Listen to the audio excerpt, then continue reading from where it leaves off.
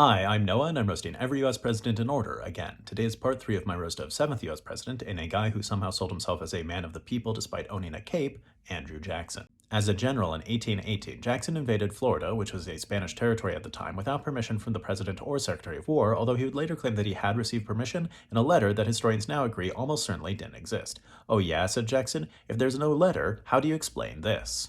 Jackson first ran for president in 1824, and although he won the most votes by far, he didn't win a majority of the Electoral College, which sent the election to the House of Representatives, where John Quincy Adams was elected instead. It was a real undoing of democracy and a subversion of the will of the people, as I'm sure Jackson explained, to the people he bought and sold as slaves. The election 4 years later featured some of the worst political attacks in early American history, with the Adams camp correctly accusing Jackson of being a gambler, cockfighter, and slave trader, and the Jackson camp falsely accusing Adams of getting the government to pay for his billiards table. This is the only time in history that this advice makes sense to give, but if you're gonna lie anyway, you should have been meaner, Andrew Jackson. As president, upon hearing about a Supreme Court decision that would grant Native American tribes jurisdiction on tribal land, Jackson refused to comply with it, supposedly saying, well, John Marshall has made his decision, now let him enforce it.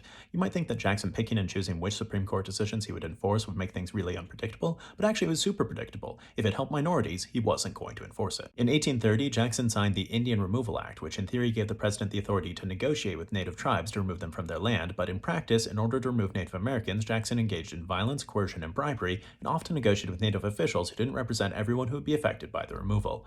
That really surprised me. I didn't think that Jackson would negotiate with anyone at all. Due to Jackson's violent policies, including the beginning of what is now known as the Trail of Tears, nearly 50,000 people were forced to leave their homes, and thousands perished, either being killed for resisting or dying along the way. Trail of Tears is a very evocative name, but Jackson is so lucky that that's the bodily fluid it's named after, because if it kills thousands of people, it could easily be the Trail of Blood. Alright, please consider donating to help the family that I sponsor in Gaza. If you'd like to support me or watch bonus videos, please check out my Patreon. Then let me know who else to roast, and join me next time for part 4 of my roast of 7th US President and a man who, when he got old, looked like Snow White's 8th friend Lumpy, Andrew Jackson.